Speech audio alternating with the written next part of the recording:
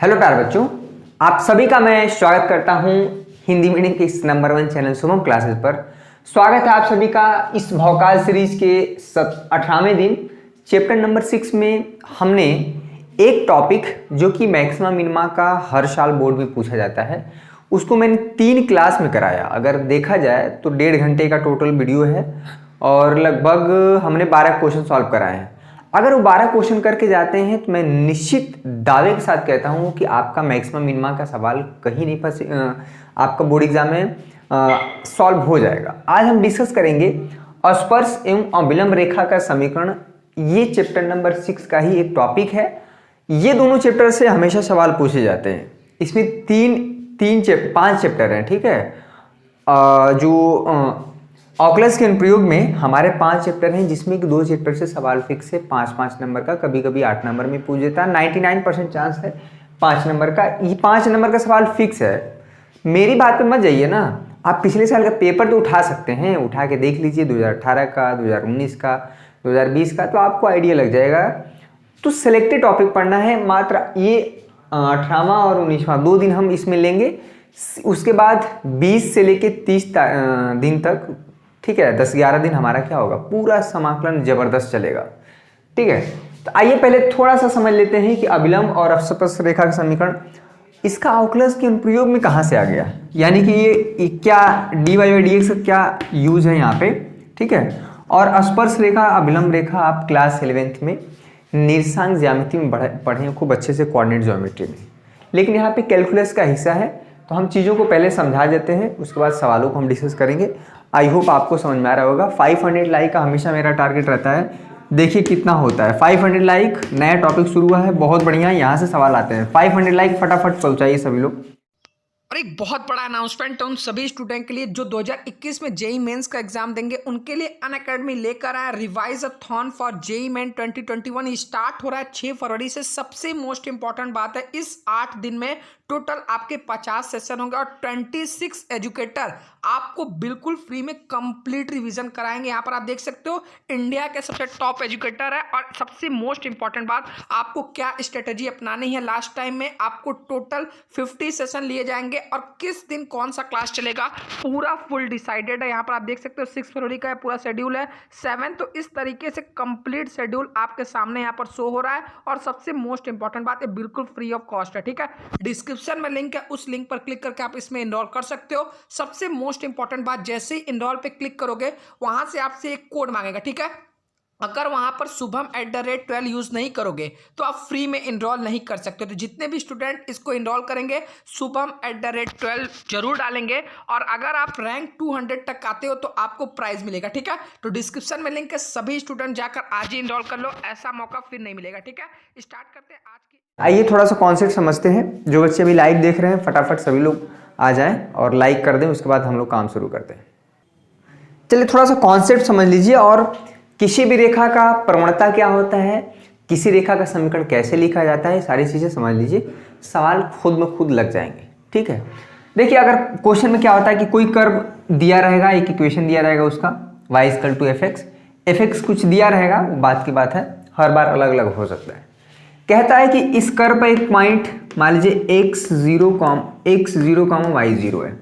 बोलेगा कि इस कर्व पे एक बिंदु x0, y0 है। इसी बिंदु पर हमें क्या करना है, स्पर्श रेखा का समीकरण खींचना है, स्पर्श रेखा का समीकरण लिखना है, ठीक है। ये मान लीजिए स्पर्श रेखा T।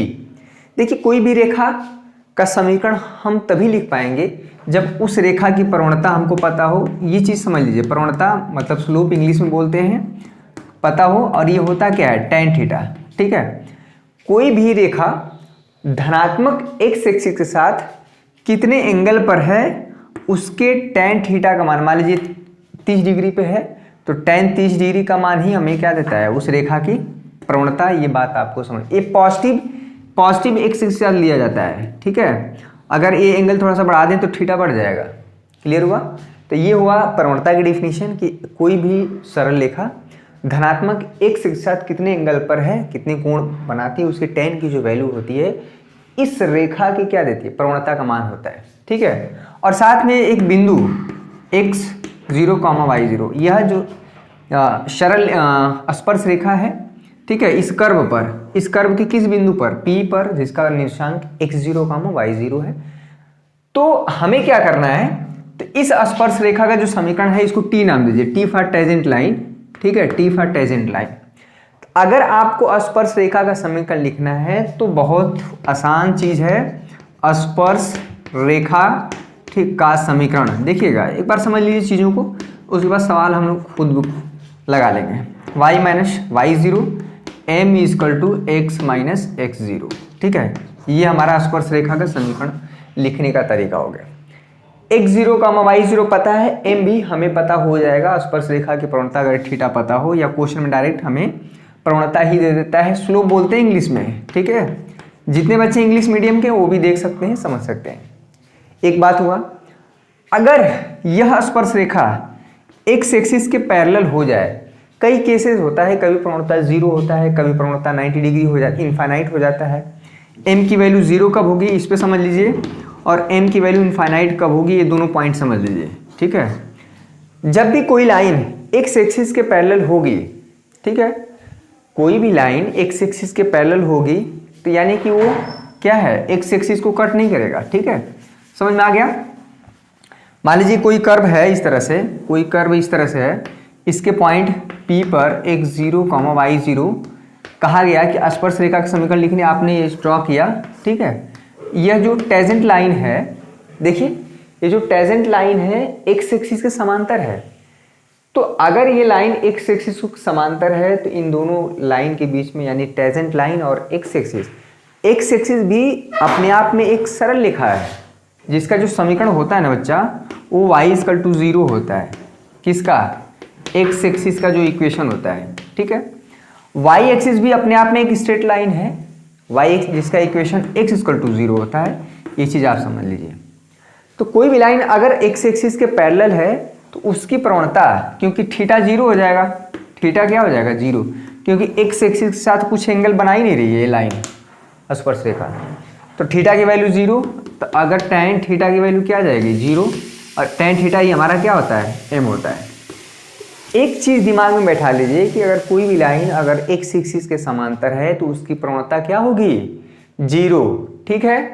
अगर कोई लाइन y एक्सिस के समांतर है बच्चा, ठीक है, कोई भी लाइन y एक्सिस समांतर है, मान लीजिए एक लाइन L है, ठीक है, ये देखिए यहाँ पे थीटा कितना हो जा रहा है 90 डिग्री। जो डिफिनीशन है कि किसी भी लाइन की जो प्रवणता की बात हो रही है, इंपॉर्टेंट रोल निभाता है, ठीक है, क्योंकि सारा पूरा कॉन्सेप्ट प्रवणता का है, स्लोप का है। थोड़ा इसको डिस्कस कर देंगे तो कल सवाल और आज भी आसान रहेगा, ठीक है। वीडियो पसंद आ रहा लाइक करिए, और टाइम टेबल का इंतजार मत करिए, टाइम टेबल जल्दी आ जाएगा। मान के चलिए हफ्ते में MP बोर्ड का आ चुका है, CBSE बोर्ड का आ चुका है, बिहार बोर्ड का एग्जाम चल रहा है, ठीक है।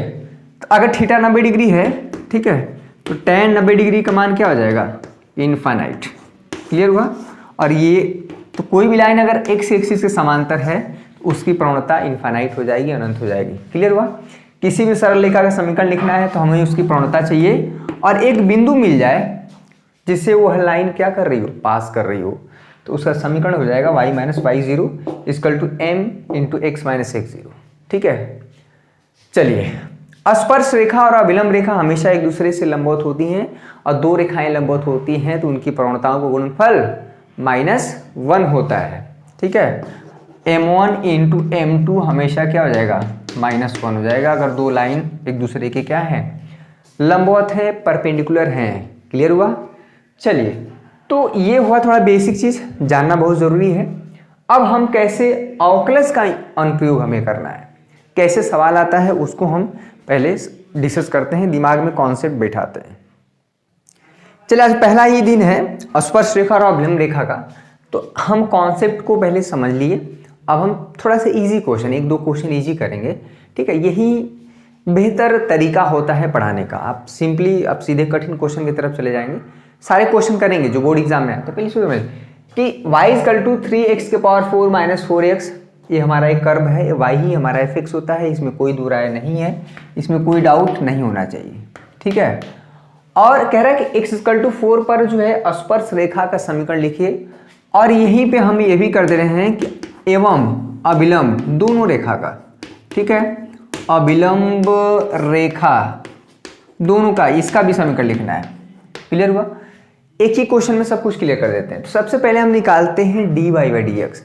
आप देखिए, चूंकि अवकलज का अनुप्रयोग आप पढ़े हैं, एप्लीकेशन आप डेरिवेटिव पढ़े हैं, आपने जो अवकलन सीखा है, जो डिफरेंशियल सीखा है, उसका यूज करना है। तो हम निकालते हैं, सॉल्यूशन शुरू हो चुका है, अपने कॉपी पे लिखिए।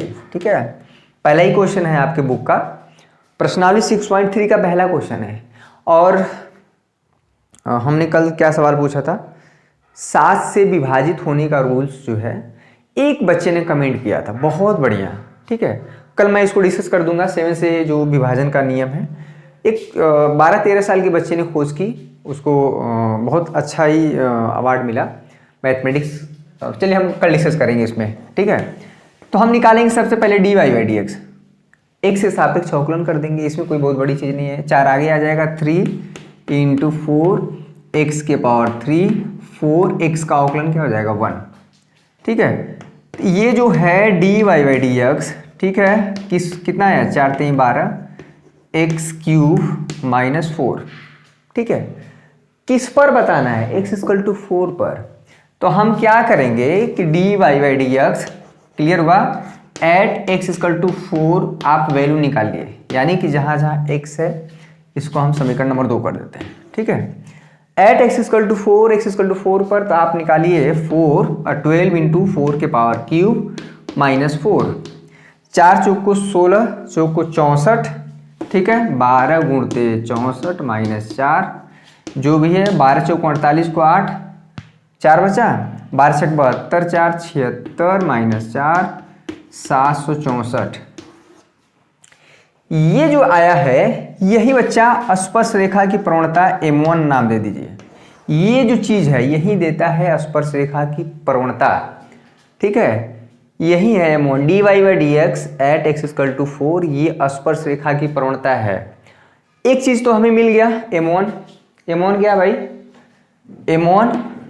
M1 क्या है, स्पर्श रेखा की प्रवणता। समझ लीजिएगा क्वेश्चन, उसके बाद धड़ाधड़ क्वेश्चन है तो करना है, स्पर्श रेखा की प्रवणता। ठीक है, जितने बच्चे भी लाइव देख रहे हैं उसको वीडियो लाइक क्या करना है, लाइक करना है। और देखिए, अगर आपके घर में कोई बच्चा है 9th 10th 11th जिस भी क्लास में, आप उसे बोल दीजिए चैनल को सब्सक्राइब कर ले। और आने वाले दिनों में काफ़ी हम लोग 9th से शुरू करने वाले हैं। ठीक है, M1 स्पर्श रेखा की प्रवणता हो गई। तो स्पर्श रेखा का समीकरण लिखना है तो हमें पॉइंट भी चाहिए। x तो पॉइंट है ये 4। ठीक है, x की वैल्यू यहाँ पर रख देंगे तो हमें y भी मिल जाएगा। ठीक है, तो हमें एक पॉइंट भी चाहिए, तो x = 4 का मान, ठीक है, मान हमें क्या है, समीकरण नंबर 1 में रख दीजिए। समीकरण 1 में रखने पर, चलिए रखिए, देखिए क्या आता है रखने पर। तो यहाँ पे हो जाएगा y 3 4 के पावर 4 -4 × 4। ठीक है, इसकी वैल्यू आप निकाल सकते हैं। y = यहाँ पे 4 स्क्वायर कॉमन ले लेंगे तो यहाँ पे 3 × 4 स्क्वायर -1।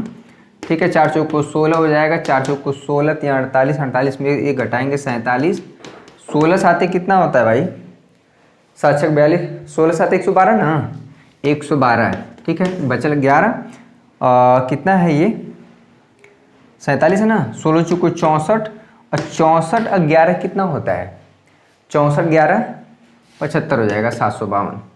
यानी हमें y की वैल्यू मिल गई, एक पॉइंट मिल गया 4,752।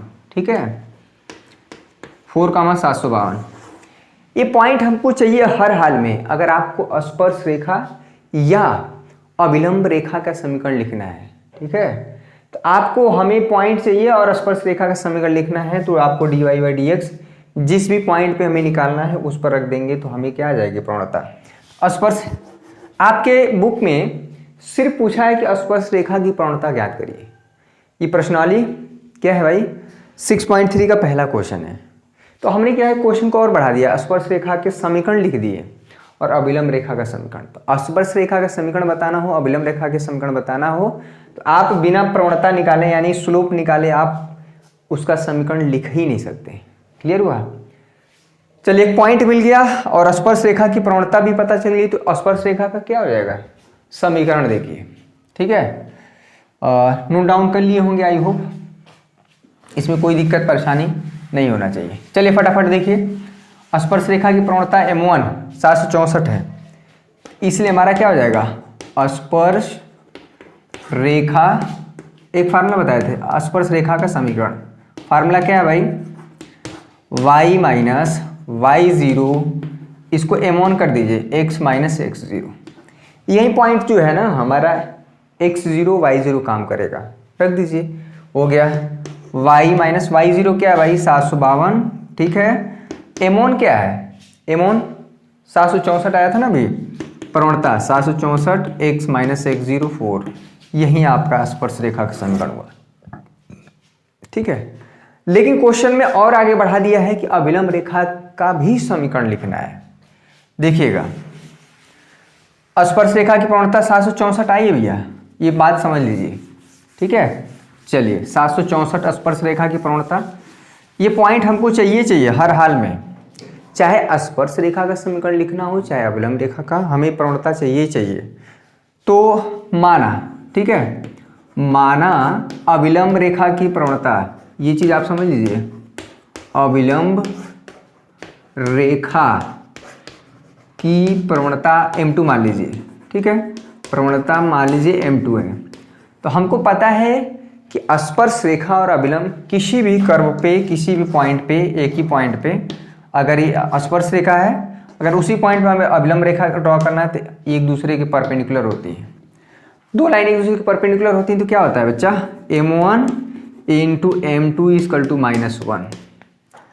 कभी भी अगर आपको अभिलंब रेखा का प्रवणता निकालना हो, चाहे उसका समीकरण लिखना हो, आप बिना स्पर्श रेखा की प्रवणता निकाले बिना अभिलंब रेखा की प्रवणता नहीं निकाल सकते, ठीक है।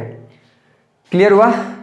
देखिए एक बार दिमाग में कॉन्सेप्ट बैठा लीजिए, सवाल हम लाखों करा सकते हैं, हजारों करा सकते हैं, लेकिन इस चीज आपको क्लियर होनी चाहिए। यहाँ से निकालना है M2, ठीक है, तो -1 में M1, क्लियर हुआ, -1 में M1 कितना था भाई, 764, M1 मतलब स्पर्श रेखा की प्रवणता है 764, ठीक है। तो हमको मिल गया M2 -1 में 764, क्लियर हुआ। और हमको ये पॉइंट P जो है, पॉइंट हमारा सेम रहेगा, चाहे स्पर्श रेखा का समीकरण लिखना हो चाहे अभिलंब रेखा का समीकरण, क्लियर हुआ। इसलिए अभिलंब, एक क्वेश्चन आप समझ लीजिए उसके बाद मजा आ जाएगा, अभिलंब रेखा का समीकरण, ठीक है। अभिलंब रेखा का समीकरण के फार्मूला y माइनस y0, लेकिन इस बार M2 हो जाएगा, यहाँ पे M2 x माइनस x0, ठीक है। x0 y0 ये रख दीजिए 752, यहाँ पे x0 की जगह 4, M2 की जगह -1 में 764, आपका आंसर आ जाएगा अभिलंब रेखा का समीकरण। क्वेश्चन में आपके सिर्फ प्रवणता पूछा था स्पर्श रेखा का, लेकिन हम इस क्वेश्चन को और एक्सटेंड कर दिए, बढ़ा दिए हैं, समीकरण तक निकाल दिए। तो समीकरण अगर आपको बताना है, चाहे वो स्पर्श रेखा का चाहे अभिलंब रेखा का, तो वो जो है आपको बिना स्पर्श रेखा की प्रवणता निकाले आप जो है आगे प्रोसीड कर ही नहीं पाएंगे। तो एक चीज दिमाग में बैठ गया, क्या करना है, क्लियर हुआ, बहुत बढ़िया। पॉइंट भी हमको चाहिए, अगर x की वैल्यू दिया है तो मेन समीकरण में रख देंगे तो हमारा y का मान निकल जाएगा। तो यही हमारा पॉइंट x, y उसमें रखाएगा, तो बाद में ये x0 y0 की तरह काम करेगा, ठीक है। चलिए इतना नोट डाउन कर लिया, आई होप आपको समझ में आया होगा, क्लियर कट है। वीडियो पसंद आया तो लाइक शेयर करिए। चलिए दूसरा क्वेश्चन देखिए मेरे प्यारे बच्चों, इस तरह से लगे रहिए, जिस जोश जिस उत्साह के साथ आप जुड़े हैं मेरे साथ, देखिए बनाए रखेंगे। थोड़ा सा मैं मान सकता हूँ कि पैसेंस आपका टूट रहा है, क्योंकि एग्ज़ाम के डेट नहीं आ रहा है। एग्ज़ाम का डेट आ जाता है तो दिमाग में एक जैसे है ना कि सिस्टम बैठ जाता है कि हाँ फिजिक्स की बात, मैथ का पेपर है, इसमें 6 दिन का गैप है, मुझे इसको ऐसे तैयार करना है। अरे इंग्लिश के पेपर में तो 1 ही दिन का गैप है, इसको मुझे पहले ही तैयार करना पड़ेगा, क्योंकि उसमें सिर्फ 1 दिन में तो रिवीजन ही होगा। ये सारी चीज़ें थोड़ा सा सेटअप हो जाता है। मैं मान सकता हूँ आपका जो परेशानी है, अगर मैं छात्र होता तो मैं भी, एक क्यूरियोसिटी होती है कि हाँ एग्ज़ाम का टाइम टेबल आ जाए तो उसके हिसाब से थोड़ा सा पढ़ने में मन लगता है, ठीक है। लेकिन फिर भी जो बच्चे 1000-2000 बच्चे लगातार देख रहे हैं, मान के चलिए उनका कभी नुकसान नहीं होगा। जब भी आप आए होंगे 20 मिनट 25 मिनट जो दे रहे हैं, आप सीख रहे हैं, चीज़ों को दिमाग में बैठ रहा है। अकेले आप बैठ के रिवाइज करेंगे बहुत दिक्कत होगा। एक हमें y फंक्शन दिया है, कह रहा है कि x की वैल्यू 2 नहीं होनी चाहिए, क्योंकि x की वैल्यू 2 रखेंगे तो y की वैल्यू इनफाइनाइट हो जाएगी। x की वैल्यू 2 छोड़ के आप कुछ भी ले सकते। कह रहा है x इक्वल टू 10 पर स्पर्श रेखा एवं अभिलंब रेखा का क्या बताना है, समीकरण बताना है।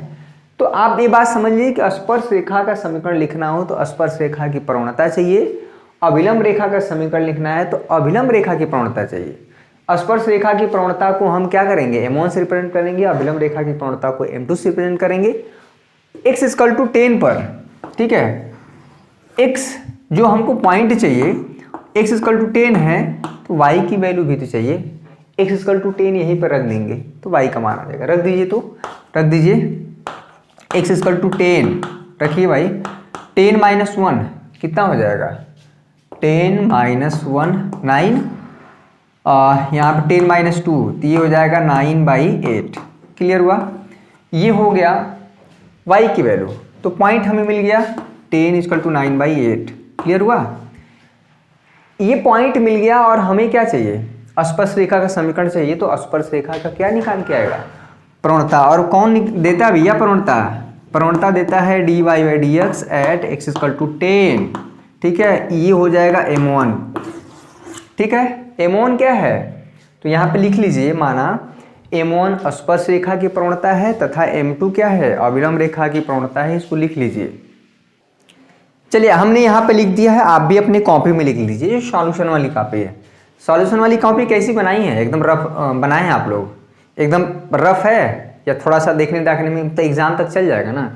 और एनसीईआरटी किताब तो बहुत लोग की फट गई होगी, मैं बता रहा हूँ ना, उसका पन्ना वैसे ही होता है। अगर 2 बार जो पढ़ रहे होंगे उनकी किताब फट गई होगी, हाँ जो नहीं पढ़ रहे हैं ना उनका मतलब ठीक ठाक होगा, वैसी पन्ना का पन्ना रखे रहिए। ठीक है, बहुत लोग तो ये सोच रहे हैं कि अरे दिमाग बचा के रखिए, सीधे एग्जाम में यूज किया जाएगा। तो ऐसा नहीं है, दिमाग को जितना आप प्रयोग करेंगे उतना ही उसमें क्या है, धार लगता है। m1 हमने स्पर्श रेखा की प्रवणता मान लिया है, m2 अभिलंब रेखा की प्रवणता। पॉइंट हमको पता चल गया है 10, 9/8। क्वेश्चन में सिर्फ प्रवणता पूछा है, हम पूरा निकाल देते हैं। क्या करेंगे यहाँ पे, सबसे पहले dy/dx। अब देखिए dy/dx अंश बटा में हर, न्यूमरेटर अपॉन में डिनोमिनेटर का रूल है, बहुत आसान होता है। हर वाला पोर्शन जो कहते हैं x-2, इसका अवकलन x का अवकलन 1 का 0 हो जाएगा, माइनस x-1 जो कहते हो, x का अवकलन 1 होगा, 2 का 0 हो जाएगा। ठीक है, और जो हर में नंबर होता है उसका क्या हो जाता है, स्क्वायर। ये चीज़ आप बहुत पहले से जानते हैं, कोई बहुत बड़ी बात, कोई रॉकेट साइंस नहीं यूज हो रहा है यहाँ पे dy/dx। ठीक है, इसीलिए तो अवकलज का अनुप्रयोग है, एप्लीकेशन ऑफ डेरिवेटिव है। ठीक है, अगर दूध का प्रयोग आपसे पूछा जाए तो क्या क्या हो सकता है, जरा बताइए कमेंट करके। तो दूध का मुझे ऐसा मानना है कि अब तक सबसे ज़्यादा प्रयोग होने वाली चीज़ है।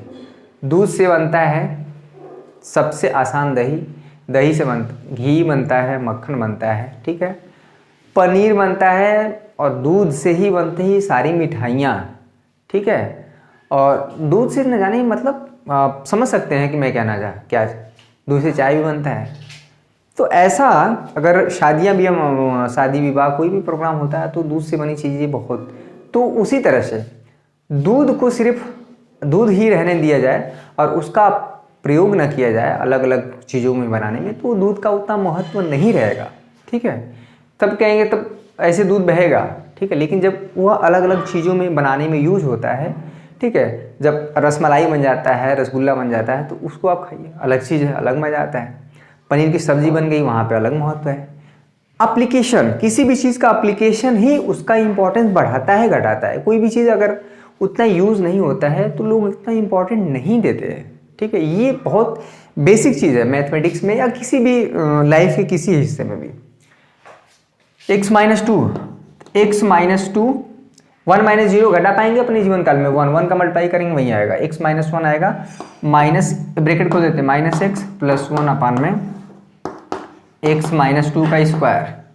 ठीक है, ये -2 + 1 ठीक है, अपान में x-2 का स्क्वायर।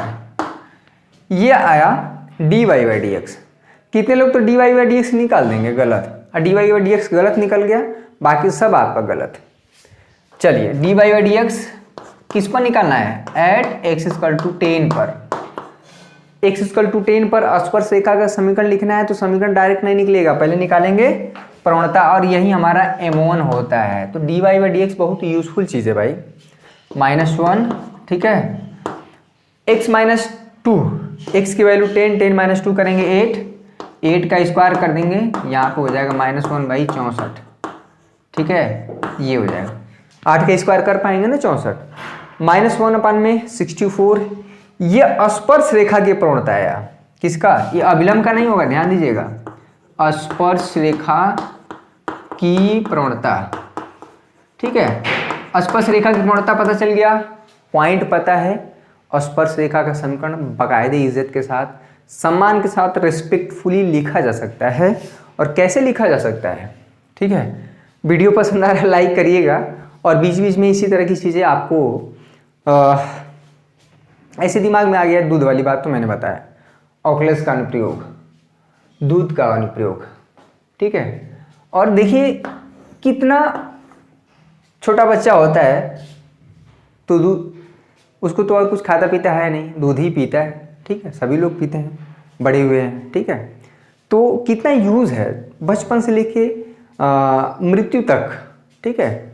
कैल्शियम की मात्रा बहुत ज़्यादा मिलता है, यूज़ बहुत ज़्यादा है, ठीक है।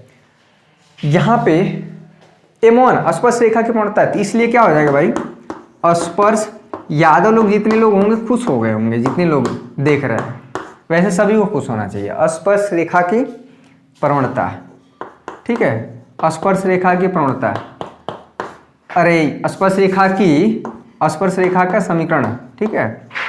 स्पर्श रेखा का समीकरण फार्मूला क्या हो जाएगा, y माइनस y0, यहाँ पे m1 x माइनस x0, इसमें कोई दिक्कत परेशानी हैरानी नहीं होना चाहिए।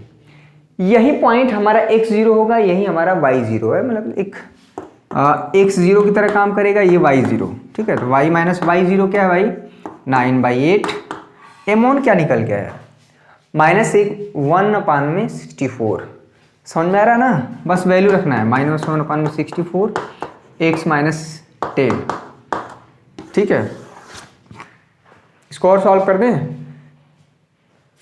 8y, देखिए इसको और सॉल्व कर देते हैं, ठीक है, उतना सॉल्व कर लेंगे। मेरा मेन मोटिव ये है कि जो dy बाई dx की हेल्प से हम जो स्पर्श रेखा की प्रवणता निकाल रहे हैं वो कितना यूजफुल है, ठीक है। तो 8y हो जाएगा यहाँ पे, 8y माइनस 9/8 -1/64, x माइनस 10, 8 या 8 64, फिर 8 के इधर मल्टीप्लाई हो जाएगा 64y, 8 9 72, ठीक है, -x प्लस 16, सबको इधर लाइए, x plus 64y minus 72 minus 16 equal to 0, ठीक है। x प्लस 64y कैलकुलेशन करिए, ये 6 2 8 88 हो जाएगा, इक्वल टू 0। ये हो गया स्पर्श रेखा का समीकरण। किसी भी समीकरण रेखा का समीकरण हो उसे हम हमेशा ax plus by plus c equal to 0 के रूप में लिख सकते हैं। और किसी भी स्पर्श रेखा, किसी भी रेखा का समीकरण ax plus by plus c equal to 0 के रूप में लिखा हो, इसकी हेल्प से अगर उस रेखा की प्रवणता निकालना है तो x का गुणांक अपान में y का गुणांक फार्मूला होता है। ये सब 11th की चीज़ है, ठीक है, तो बस जानकारी के लिए है, बाकी सारी चीज़ें आप इसी में अविलंब रेखा का भी समीकरण बताना है भाई, बढ़ा दिए हैं इसमें। इतना बात समझ में आ गई तो आपको सारा चीज़ें क्लियर हो जाएंगी, इसमें कोई बहुत परेशानी वाली बात नहीं है, ठीक है। चलिए, -1/64 किसकी प्रवणता है, स्पर्श रेखा की, ठीक है। चलिए अभिलंब रेखा की प्रवणता निकालिए फटाफट। जितने बच्चे अभी लाइव देख रहे हैं वीडियो को लाइक कर दें, बहुत ज़्यादा लेंदी वीडियो बना नहीं रहे, हमको पता है 25 से 30 मिनट देखने में मतलब जोर हो जाता है। ऑनलाइन अगर बहुत ज़्यादा डिटर्मिनेशन है बच्चों का तभी आप 1 घंटा देख पाते हैं। M2 स्पर्श रेखा अभिलंब रेखा की प्रवणता थी, M2 M1 into M2 equal to क्या होगा, -1। अगर दो रेखाएं एक दूसरे का अभिलंब होते हैं तो उनकी प्रवणता का गुणनफल -1 होता है। M1 कितना भाई, -1/64, ठीक है। M2 हमें निकालना है -1, M2 हमारा कितना हो जाएगा 64, ठीक है, m2 हमारा 64 हो जाएगा। क्लियर हुआ? m2 क्या है? स्पर्श रेखा की प्रवणता, स्पर्श रेखा का समीकरण। तब लिखिए पॉइंट हमारा वहीं रहेगा 10, 9/8। पॉइंट दोनों केस में नहीं चेंज होगा, चाहे जब आप स्पर्श रेखा का समीकरण लिख रहे हो चाहे अविलंब रेखा। स्पर्श रेखा अविलंब, स्पर्श अविलंब चलता रहेगा। कल हम सिर्फ और सिर्फ सवाल को डिस्कस करेंगे, आज पूरा कॉन्सेप्ट डेवलप किया गया। अविलंब, दिमाग में कॉन्सेप्ट फार्मूले, अविलंब रेखा का समीकरण है। कभी कभी क्वेश्चन में बोल देता है कि अविलंब रेखा की प्रवणता ज्ञात करिए, ठीक है, यहीं पर रुक जाएंगे। लेकिन समीकरण पूछ रहा है तो फार्मूला वही y - y0। m1 नहीं होगा, इस बार क्या हो जाएगा m2 x - x0, y - y0। y0 क्या है 9/8, m2 क्या है 64, x - x0 क्या है 10। बस हो गया, ये अविलंब रेखा का समीकरण है। ठीक है, कहीं पे भी क्वेश्चन में अगर कहीं बोल दिया गया कि अविलंब रेखा चाहे स्पर्श रेखा के समीकरण x एक्सिस के समांतर है तो उसकी प्रवणता 0 हो जाएगी, स्लोप 0 हो जाएगा, यानी dy/dx की वैल्यू 0 हो जाएगी। ठीक है, अगर x एक्सिस के समांतर है तो प्रवणता हम यानी स्लोप हम इनफाइनाइट लेके चलेंगे। आगे क्वेश्चन है, ठीक है। तो मोटी मोटा क्या चीज दिमाग में आया? मोटी मोटा एक बार पूरा रिमाइंड कर लीजिए दिमाग में कि आपको हमेशा पहले हम एक रफली डायग्राम बना देते हैं, उसके बाद आपको समझ में आ जाएगा, चीजें बिल्कुल क्लियर हो जाएंगी।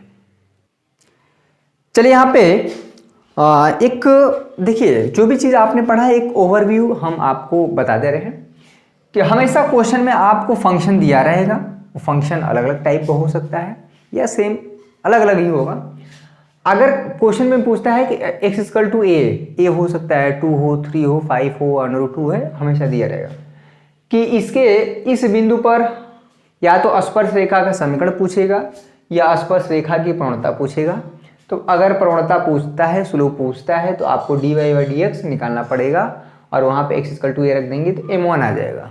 ठीक है, अगर m1 आ गया तो आप स्पर्श रेखा का समीकरण भी लिख सकते हैं। ये दूसरा स्टेप है, ये है बच्चा स्टेप नंबर 1, ठीक है, और ये स्टेप नंबर 2 है। यानी कि S1 से S2 में जाना है तो आप बिना स्टेप नंबर 1 किए यहाँ पे नहीं पहुँच सकते। ठीक है, अगर अविलंब रेखा का समीकरण लिखना है तो हमको पता है कि अविलंब रेखा और स्पर्श रेखा के प्रवणताओं का जो गुणनफल होता है -1 होता है। तो m2 की वैल्यू क्या हो जाएगी? m2 की वैल्यू हो जाएगी -1/m1। तो यहाँ से m2 निकालेंगे तो उसके बाद जब अविलंब रेखा का समीकरण लिखना तो y - y0, यहाँ पे m2 हो जाएगा। ये m2 किसकी प्रवणता है? अविलंब रेखा की। अगर अविलंब रेखा का समीकरण लिखना है तो अविलंब रेखा की प्रवणता बिंदु हमारा सेम रहेगा दोनों केस में, जो पॉइंट है x0, y0। ठीक है, ये हमारा पूरा इस चैप्टर में करना है और कल हम 10-12 क्वेश्चन करा देंगे, उसी में से फंसेगा, 100% फंसेगा। ठीक है, 100%, ये उसमें 99 की बात ही नहीं है। जितना हम क्वेश्चन आपको करा देंगे स्पर्श रेखा और अविलंब रेखा का जो समीकरण लिखने से कॉन्सेप्ट, आज बिल्कुल कॉन्सेप्ट क्लियर किया गया 2 क्वेश्चन के माध्यम से, और कैसे रेखा का समीकरण का यूज होता है। ठीक है, प्रवणता क्या होता है, और जब लाइन एक्सिस से पैरेलल होती है तो स्लोप 0, y एक्सिस के पैरेलल होती है तो स्लोप हमारा इनफाइनाइट होता है, प्रवणता इनफाइनाइट होता है।